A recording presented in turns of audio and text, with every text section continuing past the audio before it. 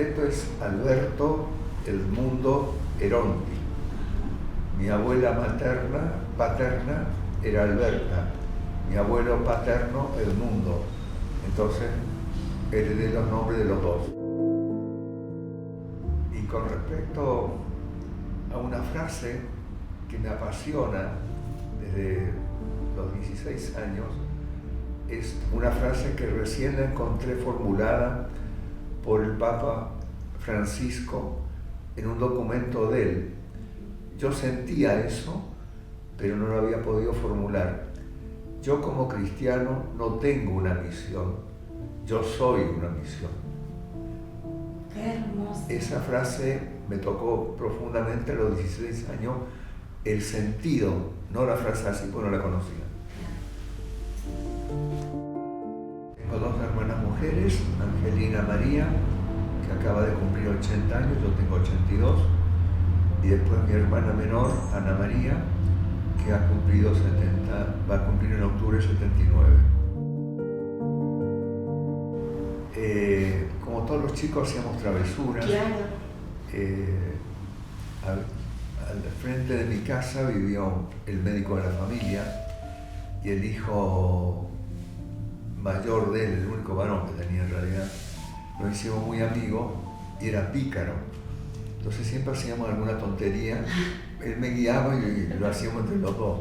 Eran compinches. Éramos compinches. Me acuerdo que un día me dice, ¿qué habrá en esas cosas, en esas casitas que están allá arriba de un galpón abandonado? Entonces dije, y subamos a ver qué hay. Bueno, yo no sé cómo subimos, pues trepamos y meto la mano y había un nido de avispas. Así que quedamos pasados de pinchazo. Por suerte el padre era médico. El papá de él era médico. Entonces fuimos a decirle qué hacíamos. Dice, empiecen a prepararse para... Eso es lo primero que vamos a hacer. Vamos a calmar el dolor de la mano con otro dolor. Me gustaba mucho andar en bicicleta. Me habían regalado uno a mis padres. Me gustaba jugar a la pelota. Después en el colegio destaqué un poco como jugador, como defensor. Me gustaba todo el deporte, hice muchos deportes. Yo puedo decir con honestidad que no recuerdo grandes sufrimientos en mi niñez. Qué hermoso. Quizás la muerte de mi abuelo materno, que yo tenía 5 años, pero lo recuerdo. Claro, debe haber sido muy presente. Pero bueno, no podía dimensionar. Entonces el no se fue. Claro. Y bueno, está bueno. Y en cuanto a una anécdota muy importante de mi niñez, yo tendría en ese momento 9 años y vivíamos en Argüello, no acá en el Cerro Las Rosas, y mi papá, como había pocos teléfonos, nosotros teníamos un teléfono, llama por teléfono a una señora que vive al frente, había que cruzar la calle. Papá me dice, anda a llamar a la señorita Márquez, que le comunican de Buenos Aires. Y yo salgo corriendo sin mirar izquierda y derecha. Y me atropello una bicicleta y caigo desmayado y me despierto en la cama de mis padres rodeado de gente y de un médico. Y bueno, me hacen una serie de exámenes, parecía que no era nada, pero a las 48 horas tenía el brazo derecho totalmente hinchado y morado. Y eso era peligroso. Yo recuerdo que esa noche, antes de llevarme al día siguiente al hospital de niños para que me revisaran, yo recuerdo haber visto a mi mamá, yo tenía mucha fiebre, arrodillada delante de una imagen de la Virgen, chiquitita. Bueno, eso es lo que yo recordaba. Al día siguiente me despiertan para vestirme y papá dice, tiene el brazo deshinchado. Y mamá dice, sí, y además casi de color natural. Bueno, total que me llevaron al hospital de niños, me esperaban los médicos y me dice, no tiene nada. En ese momento yo ni imaginaba que iba a ser sacerdote, pero según las normas no se podía ser sacerdote en esa época si faltaba el brazo derecho. No. Por la bendición. No. Entonces, yo todo esto a mí me vino claro a los 18 años y le pregunté a mi madre si ese recuerdo era veraz y me dijo sí. Esa noche yo llorando le pedí a la Virgen del Valle que salvara el brazo. Bueno, yo soñaba con ser ingeniero mecánico y asistía a todas las carreras de auto que podía. Me hacía llevar por mis tíos que le gustaban o por amigos para verlas. Pero llegó un momento, cuando conozco Schoenstatt, todo se me alteró. Yo me fasciné, lo suelo decir así, yo soy sacerdote porque me fasciné por una mujer. Y esa mujer es la madre tres veces admirable de Schoenstatt. Y ella me enseñó el camino a Cristo, porque el gran amor de María es Cristo. Yo me digo muchas veces, acordate que el gran amor de tu madre es Jesús.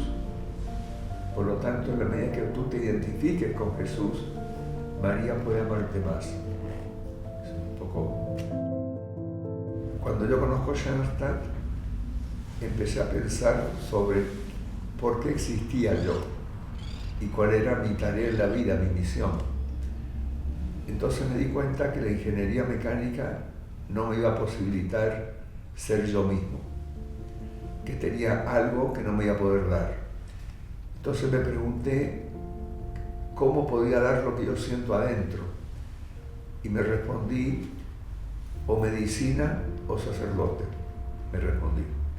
Y ahí quedé.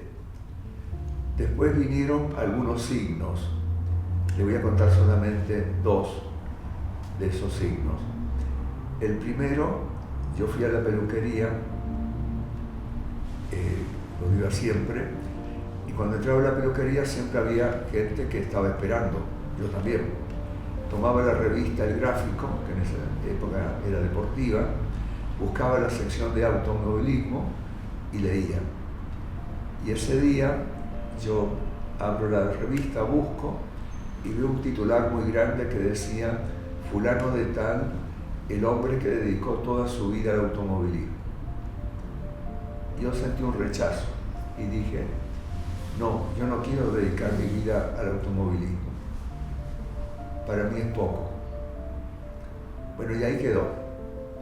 Pasarían 3 o 4 meses y se estrenó en Córdoba una película francesa cuyo nombre en español es Los Tramposos. Y fui a verla con 2 compañeros del barrio, acá del cerro. Y entonces cuando terminó la película, cruzamos a una pizzería para comer algo y yo estaba pensando en el título de la película y el contenido.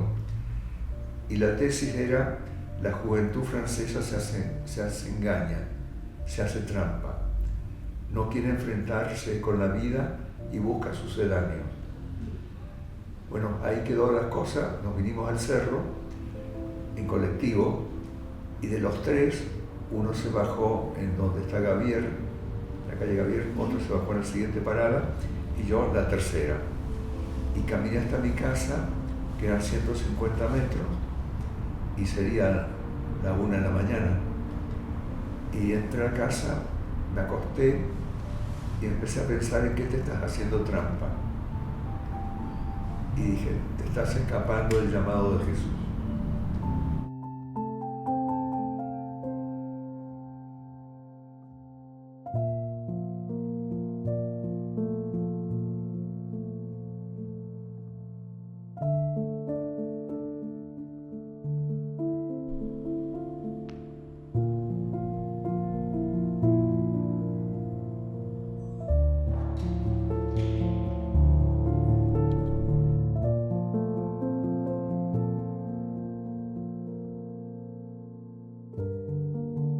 Tenía 17 y medio. Entonces me dije, bueno, yo termino el bachillerato, me faltaban unos meses, y tengo que tomar una decisión sobre mi futuro, pero seguro ingeniero no voy a ser.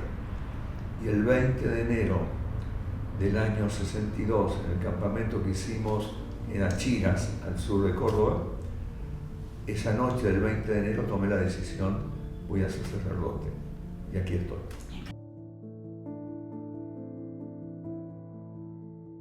Por eso digo que hay signos y los signos hay que saberlos interpretar. Yo no tenía sabiduría para interpretarlo, pero el espíritu es el que inquieta. Entonces, este hombre que dedicó su vida al automovilismo, como después esto otro, yo dije, no, acá hay algo más hondo. Y bueno, lo logré sacar.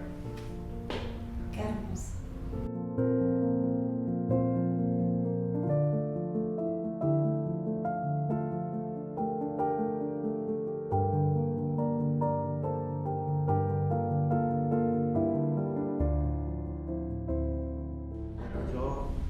Una vez que me decidí por el sacerdocio, el 20 de enero del 62, el 4 de mayo del 62, entré al noviciado en Chile. Y allí hice los 2 primeros años de estudio. Después, filosofía y letra, la hice en la Universidad de Santa María del Río Grande del Sur, en Brasil. Ahí estuve 3 años, hasta que saqué el bachillerato en filosofía. Y de ahí partí con todo mi grupo de compañeros que estábamos estudiando, éramos 8, partimos para Alemania para estudiar teología y Biblia en la Universidad de Münster, al norte de Alemania. En ese momento era la mejor facultad de teología del mundo. Tenían como profesores a Ratzinger, que después fue papa, a Karl Rahner, a Metz, a Nilka, o sea, eran todas luminarias. Y para nosotros fue muy importante porque eran hombres muy seguros y muy serios. Y veníamos del post-concilio, había terminado el concilio, y había un enredo fenomenal en las cabezas y en los corazones, y la iglesia se sacudía mucho. Tengan en cuenta que yo voy a Alemania en el 66 y el mayo francés fue en el 68, la revolución de los jóvenes. O sea, había un fermento en Europa que desconocíamos en América Latina. Fue toda una experiencia muy particular.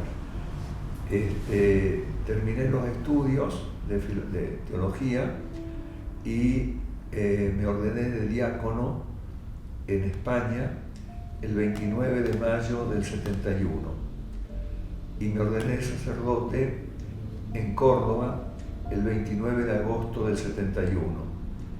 El obispo que me ordenó fue el cardenal Primatesta y la ceremonia se hizo en el Colegio de La Salle, en la capilla del colegio, porque yo había estado 13 años en el colegio y era la capilla con la que yo tenía más relación. Afectivamente me sentía muy ligado ahí. El cardenal me propuso otras 2 posibilidades en el centro de Córdoba y le dije, Monse, no tenía mucha confianza, digo, Monse, no me dicen nada esas iglesias, las he visto como turista, pero en el colegio he pasado años rezando y sobre todo pidiendo por probar examen. Así que bueno, aceptó y ahí fue la ordenación. Después la primera misa, que fue al día siguiente, fue en el santuario de Villa Huarcalme.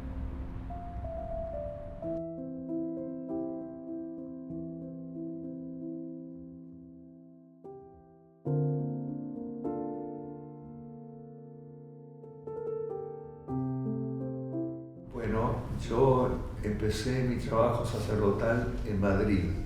Una vez que me ordené acá, me mandaron a España y para ayudar en la fundación del movimiento. Ahí trabajé 3 años y medio con jóvenes, que fue mi primer amor sacerdotal. Los tengo en el alma realmente.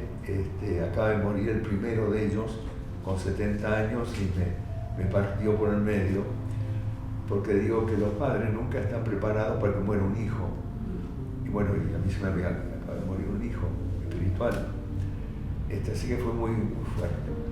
También tuve la alegría de acompañar la construcción del primer santuario en España, en Pozuelo de Alarcón. Incluso cuando se bendijo la piedra fundamental, no había ningún sacerdote de Schoenstatt.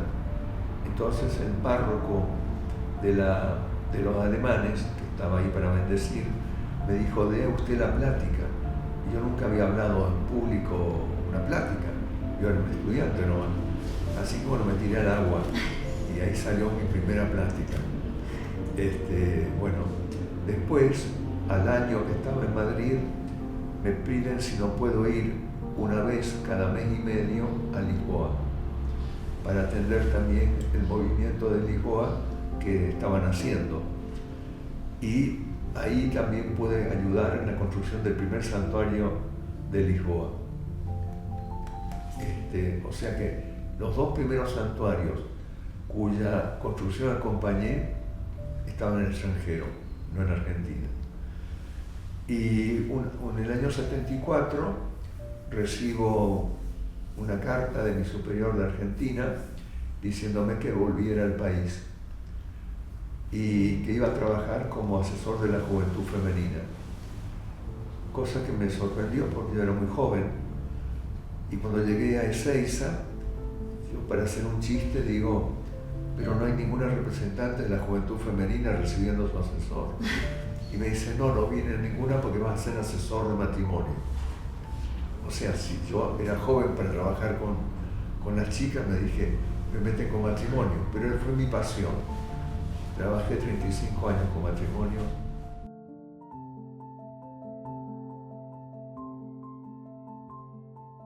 Yo sentí que,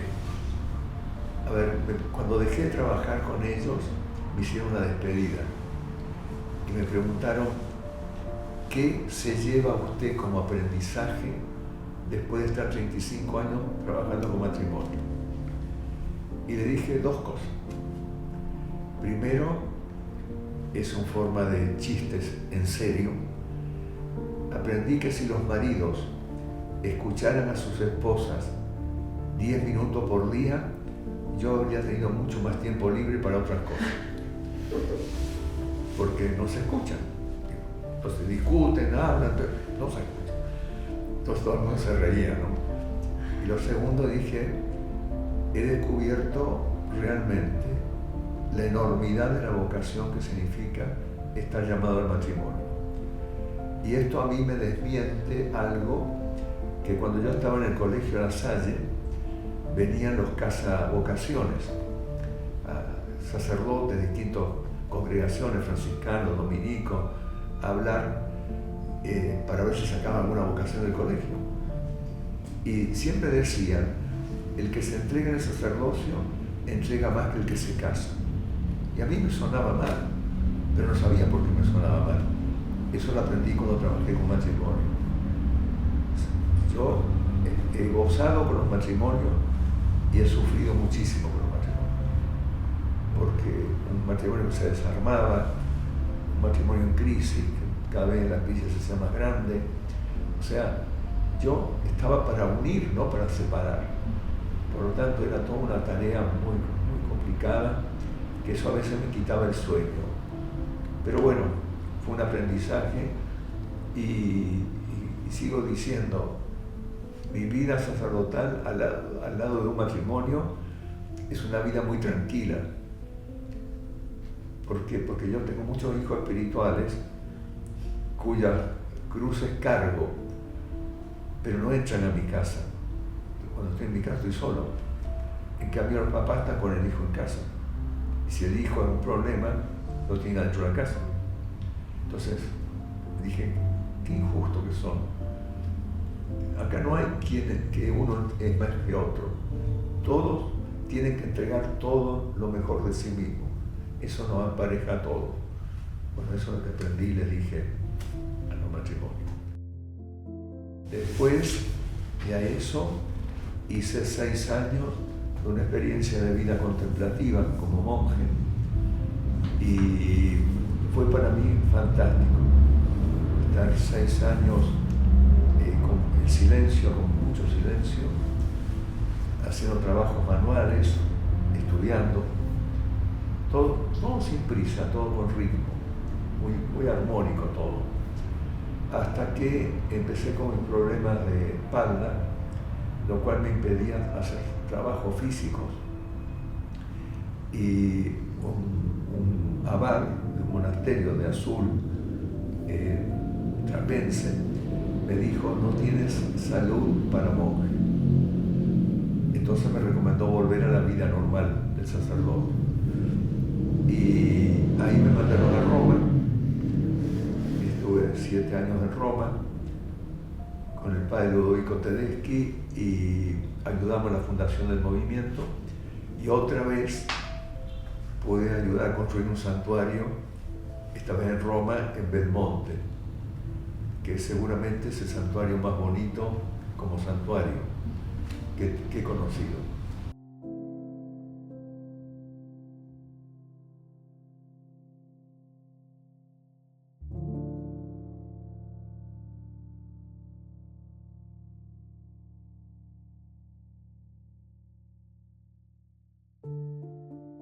Trabajé también 14 años con la rama de madres. También fue una experiencia fantástica porque me permitió conocer más el alma de la mujer, valorar el alma de la mujer y los dones que Dios había dado a la mujer y que se minimizaban en la sociedad o a veces en el matrimonio, en la familia. Vos que sabés, cállate la boca, ese tipo de cosas que a mí me dolían. Digo, hay que escuchar a los demás, todos tienen algo que decir y que aportar. Pero bueno, con la rama de madres, los jóvenes nunca me preguntaron si tenía hambre o sed. La mamá tenía que defenderme. Si no, ya comí suficiente, ya bebí suficiente, ya estaba. O sea, siempre era otro mundo. Así que bueno.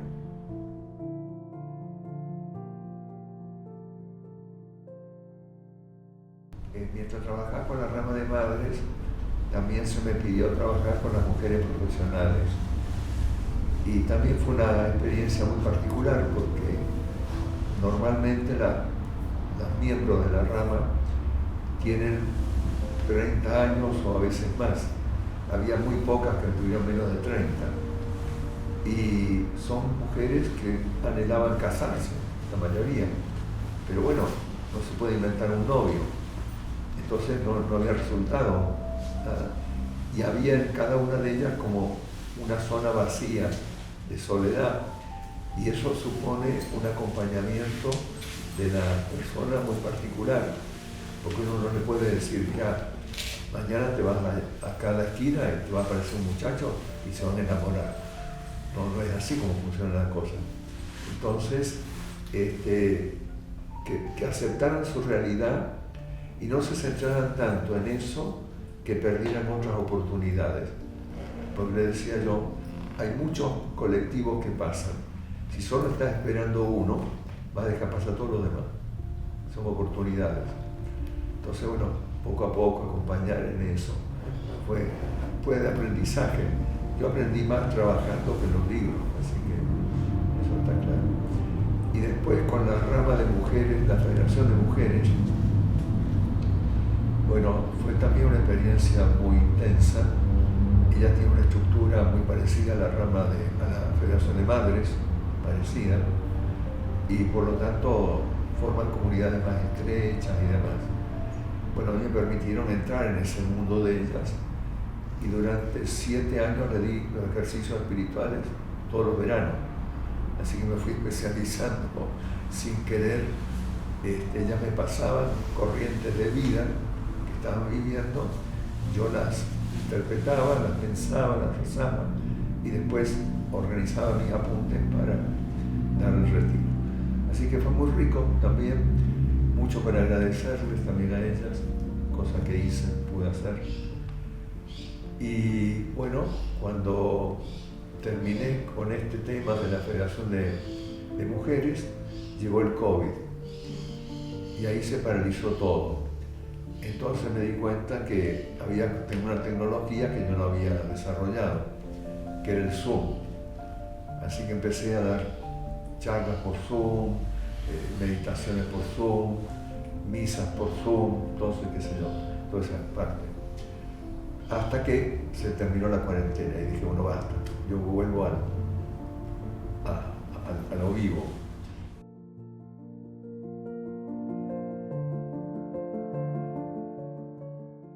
Yo estaba en una cárcel de lujo, porque como había cuarentena, no se podía salir. Pero teníamos 25 hectáreas de bosque. Eso es una maravilla. Yo no me sentía ahogado. Leía, estudiaba, trabajaba, escribía y hacía un reviso enseguida con un ritmo. Eso lo aprendí de los monjes. Para que uno pueda sobrellevar una vida encerrado, tiene que tener una rutina. Y esa rutina uno lo hace fecundo, lo hace hacer muchas cosas. Así que, bueno, eso con respecto al tema de mi trabajo. Y ahora aquí, cuando llegué, como ya estoy en edad de jubilado, después de los 75 años, renuncié a todos mis cargos. Entonces me dieron algunos encargos. Cuando llegué aquí me preguntó el padre Cruz qué tarea me gustaría hacer. Y yo le dije, mira, no es lo que me gustaría, es lo que ustedes necesitan. Yo no vengo a hacer mi gusto. No, pero me interesa saber, bueno, Villa Huarcalde. Bueno, ese se encarga de Villa Huarcalde. Y ese es mi terruño. Ahí conocí a la Mater, ahí conocí el movimiento, ahí hacíamos las reuniones de grupo, o sea, hay toda una vida ahí.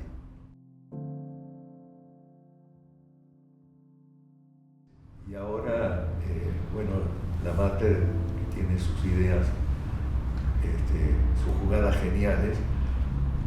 A mí me pensaba que cada vez que venía a Villa Huarcalde no había una iglesia para celebrar la misa, todo era al aire libre. Y un invierno yo vine un día antes que los padres de la casa estaban todos en Varela, pero yo me vine un día antes. Entonces el padre Cruz me dice, ¿usted podrá tomar la misa de las 11:30 de la mañana en Villa Huarcalde? Yo pensé que era en el salón. Dije, sí, no tengo problema. Bueno, llegué una hora antes, a propósito, me fui al santuario, tranquilo para rezar, y escuchaba ruidos raros afuera. Bueno, cuando faltaban 15 minutos, me levanté para ir al salón. No, la misa era al aire libre. Total, que me agarré tal resfrío que de los 15 días de vacaciones pasé 8 en cama prácticamente. Me salvé de milagro. Ahí. Entonces dije, acá hay que construir una iglesia. Justo cuando vuelvo yo acá, viene la primera fiesta patronal, después del COVID, y predico. No lo había pensado. Y de repente me pasó lo mismo que en Portugal. De repente dije, aquí hace falta una iglesia. En Portugal dije, acá hace falta un santuario. Y se construyó el santuario. Dije, acá está faltando una iglesia. No puede ser que el santuario tenga 51 años en ese momento y tenemos que celebrar la misa al aire libre porque no hay un techo. Acá hay una desidia. Así que tenemos que largarnos a eso. Yo mismo estaba sorprendido de lo que decían. Era como que algo dentro de mí me llevaba. Y después le dije al Espíritu Santo, podría haber buscado otro para hablar, porque había sido muy vehemente yo. Pero ahí está construyendo.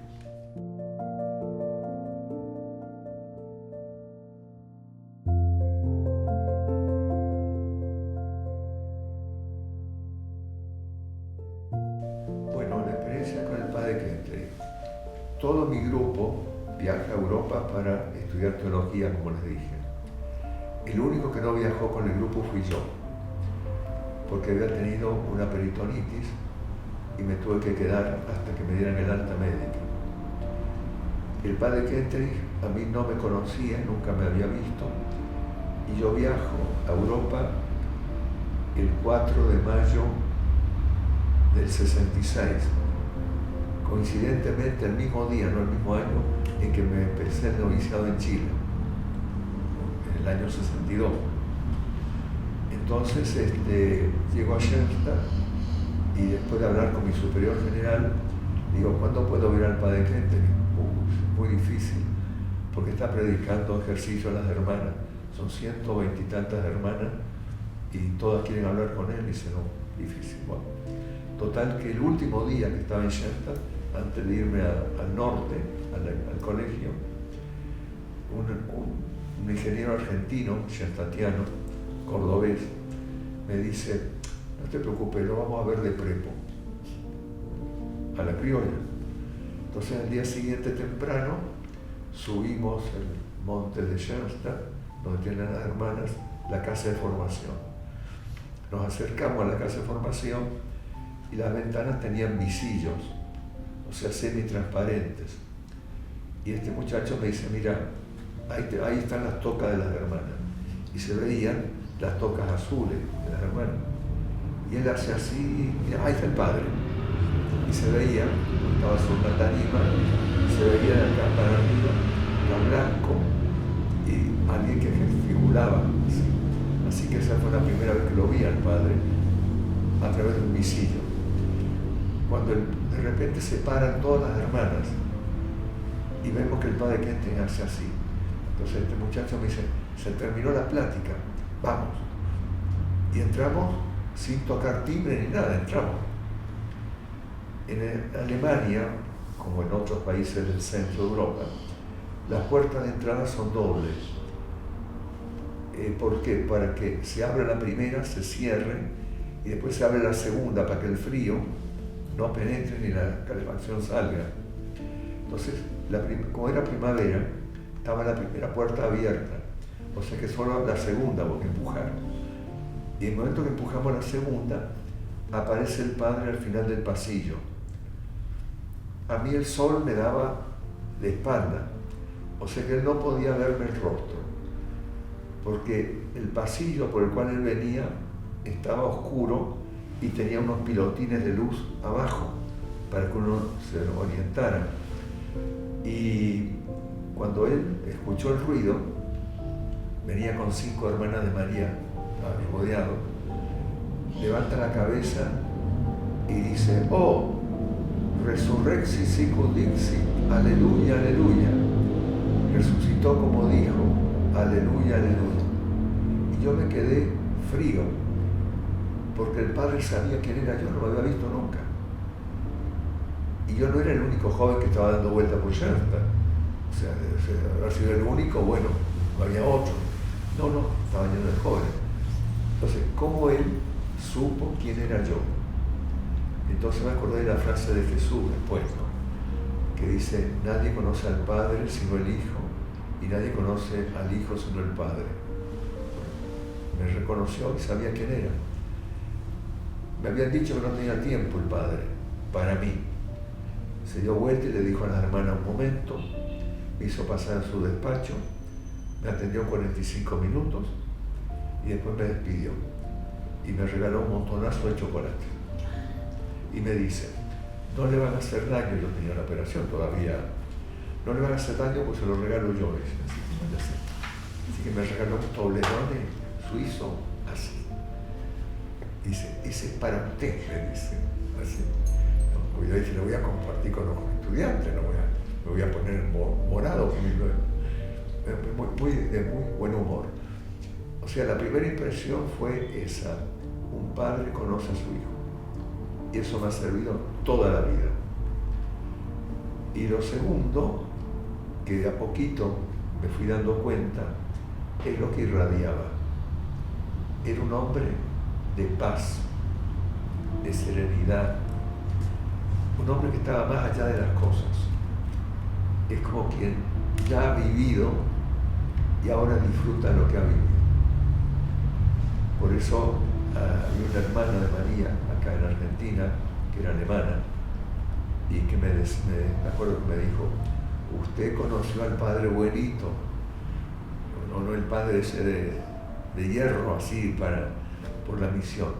Digo, mire, es que me tocó conocer, no tengo otro, pero yo conocí al Padre en la plenitud de su vida. Un hombre de Dios, irradiaba a Dios, estar con él es estar sereno. Me acuerdo de una hermana de María que me dijo, tiempo después. Mañana voy a hablar un ratito con el padre y le voy a decir el problema que tengo porque no sé qué hacer. Total que cuando la veo después, digo, ¿habló con el padre? Sí. ¿Y qué le dijo el problema? Uy, me olvidé de contarse. Porque dice, entré y me quedé tan contenta, tan tranquila con el padre que le hablé de otras cosas y me olvidé del problema. Bueno, eso pasaba. Tengo una anécdota que yo no la viví, pero lo contaría si quieren. En Chile había un matrimonio en movimiento que tenía una casa muy bonita, un chalet, y se declaró un incendio. Por salvar a los nenes, ella, la mamá, se quemó la cara y quedó muy desfigurada la cara. Bueno, total que no tenía consuelo ella, era muy bonita. Y yo no la había conocido antes, la conocí después del incendio. Pero todos decían que era muy buena moza y demás. Total que el marido, viendo que entraba en una depresión, le dice, ¿por qué no vamos a Milwaukee a ver al padre? Y bueno, ella aceptó ir, andaba siempre con un pañuelo puesto, con un gorro para disimularlo, la quemazón. Y llegaron a Milwaukee y el padre los recibió enseguida. Cuando entran a donde está el padre difícilmente iba a saludar a alguien que no sea dándole la mano y a lo sumo haciendo esto. Esa es su forma de saludar. A esta mujer le tomó la mano y la acarició. Y le dijo, hija, bienvenida. Y en ese momento a ella se le fue la depresión. Bueno, ese era un poco esa paternidad del padre que tocaba a las personas, les daba seguridad y demás. Bueno, son características de él. Por eso él decía, yo nací para ser padre, siempre padre.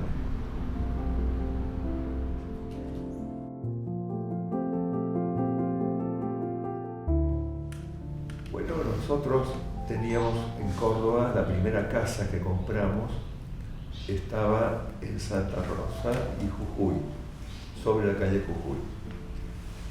Era una casa apropiada para iniciar porque tenía 3 pisos. Era un poco un engendro, pero tenía 3 pisos, así que había lugar para todos. Y abajo teníamos una capilla, un locutorio para atender personas y una sala para hacer reuniones. Por empezar estaba bien. Cuando yo llego a trabajar a Córdoba, y llego a la calle Jujuy, año 82, enseguida, a las pocas semanas, le dije al otro padre que estaba conmigo, que era alemán, que ya falleció, le digo, padre Santiago, esta casa es muy chica para un movimiento como el nuestro. Y le dice, recién llegado y ya con pretensiones.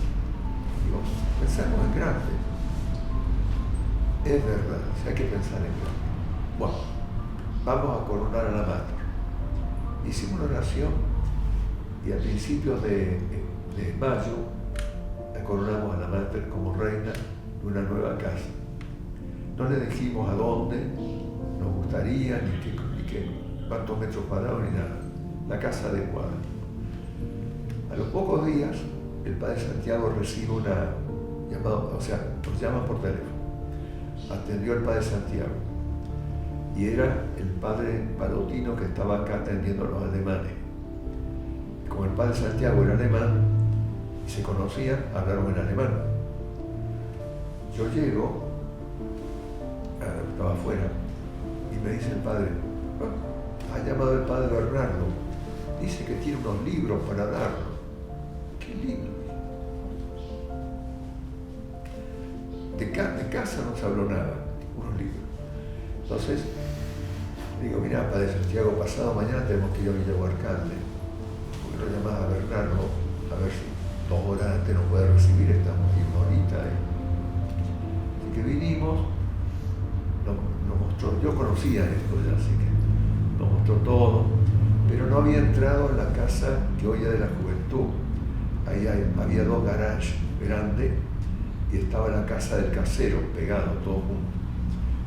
Y donde sería la casa del casero, supongo que un dormitorio, colgada en la pared estaba una imagen de la MTA, de la Mater.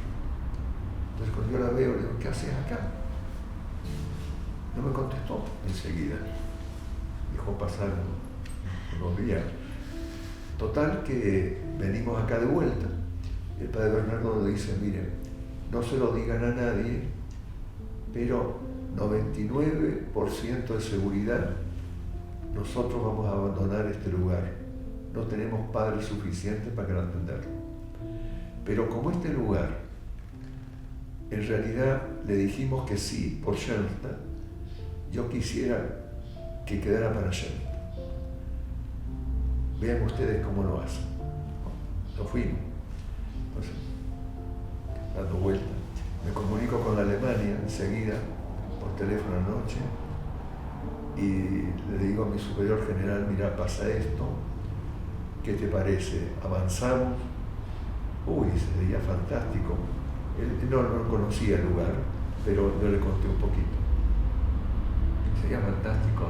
El tema es cómo pagar eso, si lo queremos comprar.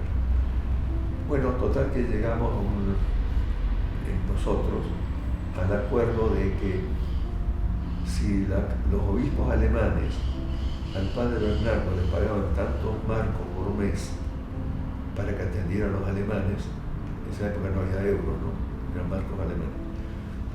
Yo hice el cálculo, si nosotros no le cobramos a los obispos alemanes durante 10 años para atender a los alemanes, podemos pagar esto. Es un ahorro que ellos no tienen que pagar, nosotros le pagamos con trabajo. Bueno, entonces, a mi superior general le pareció bien. Se comunica él con el líder del episcopado y este le dice, bueno, déjemelo pensar, mañana tengo reunión y lo voy a presentar. Y a la noche siguiente lo llama y dice, mire, si ustedes se comprometen a que el predio del Cerro La Rosa va a estar al servicio de la Iglesia de Córdoba, se lo regalamos. Y no solo eso, sino que nos siguieron pagando el sueldo de capellán de los alemanes, que en marco y cambiado a pesos del momento es un sueldazo. Con eso pudimos hacer un montón de cosas acá. Después dormíamos acá, no teníamos mucha comodidad para dormir y demás. Entonces con el padre Santiago mirábamos la casa esa, que era del doctor Calixto Núñez. Y no tenía hijos, vivía con su señora, los dos de edad, él estaba jubilado. Entonces un día el padre Santiago todas las tardes salía a caminar por Moscoso hasta el fondo, daba la vueltita a la placita, volvía a ir para allá, hacía 2 veces el recorrido para moverse. Y claro, todos los días al salir, muchas veces estaba don Calixto ahí afuera, en el jardín. Buenas tardes, don Calixto, ¿cómo le va? Hola, padre. Y un día el padre Santiago se para y dice, pero esta casa es muy grande para 2. ¿No ha pensado en venderla? No, por ningún motivo. Y ahí conoció el padre Santiago una tarde al sobrino de don Calixto, que es el que le manejaba las cosas prácticas a los tíos para sacarlo de apuro. Entonces le dice, no consigo convencer a mi tío de que se vayan a un flor de departamento que tienen en el centro, que va a estar mucho más cómodo. Dice, así que ahora el tema es convencerlo. Bueno, dicen ustedes que los curas que rezan, muchos rezan. Entonces el padre Santiago enterró una medallita en la Mater a través de la reja en el jardín de la casa. Y bueno, como la Mater tiene infinitas posibilidades casi de buscar caminos, lo que hizo fue que la señora de don Calixto una mañana tenía la bata puesta y el camisón y se vino abajo rodando por la escalera. No se quebró ni un hueso, nada, pero quedó morada la pobrecita. Entonces cuando vino el sobrino y vio el espectáculo, dijo, esta es la mía. Y ahí los convenció para irse al centro y vender la casa. Entonces nosotros vendimos la casa que teníamos en la calle Jujuy y con ese dinero compramos esta. Eso fue el trueque que hicimos. Por eso teníamos una casa para vivir, para formar más comunidad nosotros y todo esto a disposición del movimiento. Sí, por eso a Dios hay que cuidarse de la ocurrencia. Nunca se sabe cómo son. A San Pablo lo tiró del caballo, así que todo ocurre. Un pasaje bíblico favorito. Estoy en medio de ustedes como el que sirve. Un libro. La Biblia. Una película. 2. Gritos y susurros de Bergman y La vida es bella de Benigni. Un personaje.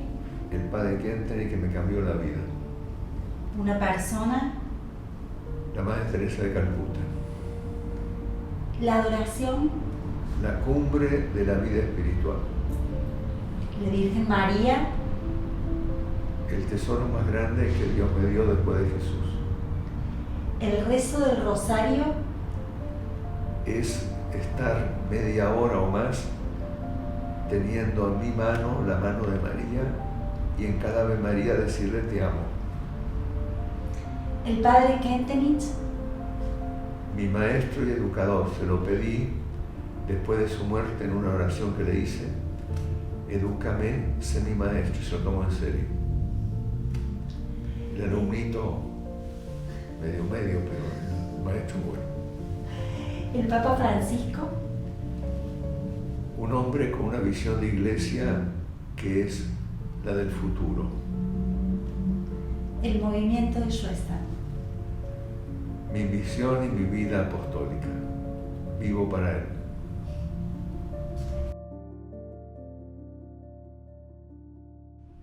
Bueno, yo lo que muchas veces me preguntan los jóvenes aquí en el CPK es, ¿usted por qué se hizo sacerdote?